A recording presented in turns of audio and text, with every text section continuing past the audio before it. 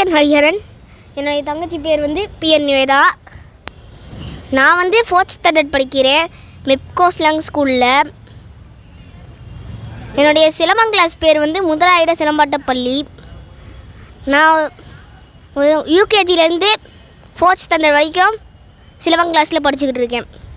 இப்போ Malaysia competition 10 நாளுக்கு முன்னாடி போனோம். அதில் நான் ஃபஸ்ட் ப்ரைஸ் வாங்கினேன். என்னுடைய தங்கச்சி பிரான்ஸ் வாங்கியிருக்கா.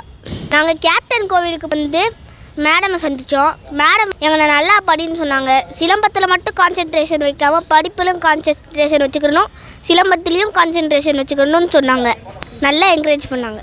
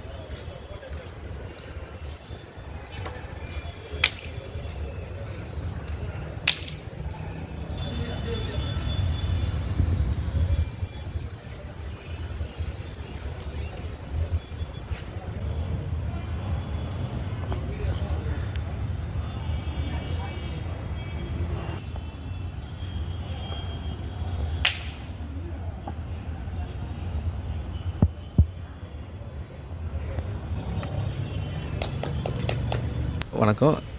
நாங்கள் மதுரை திருமணத்துலேருந்து வந்திருக்கிறோம்.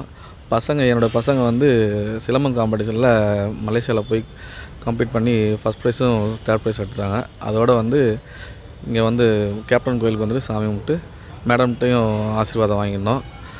எனக்கு எங்கள் இதுலேருந்து எனக்கு சாரை ரொம்ப பிடிக்கும், கேப்டன் சாரை. அவர் படம் நிறையா பார்த்துருக்குறேன்.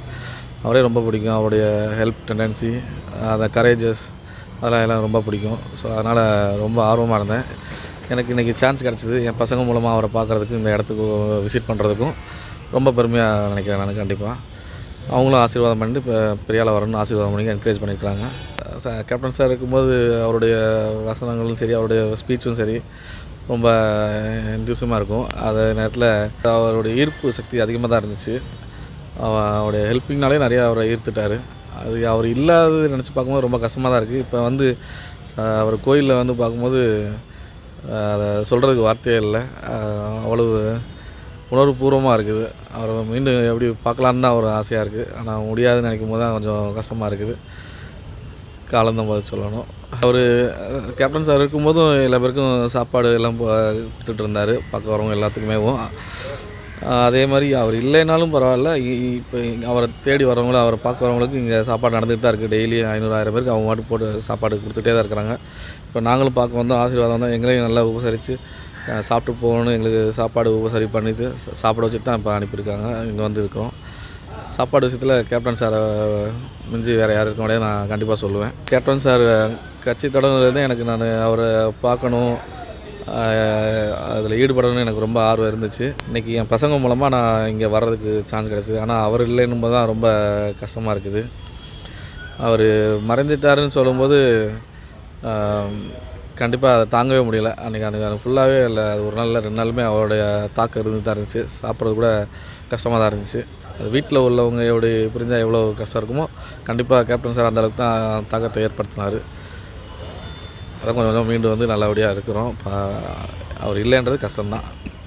துல்லியமாக தினசரி நடப்பு நிகழ்வுகளையும் கல்வி, விளையாட்டு, அரசியல், வாழ்க்கை முறை, மருத்துவம், தொழில்துறை, சினிமா, பொழுதுபோக்கு போன்ற பல்வேறு நிகழ்ச்சிகளையும் உடனுக்குடன் காண கேப்டன் டிவி மற்றும் கேப்டன் நியூஸ் சமூக வலைத்தள பக்கங்களோடு இணைந்திருங்கள். உங்கள் வணிகத்தை கேப்டன் டிவி மற்றும் கேப்டன் நியூஸில் விளம்பரத்தின் மூலம் மேம்படுத்த விருப்பமா? உடனே கீழே கொடுக்கப்படும் எண்ணிற்கு தொடர்பு கொள்ளுங்கள்.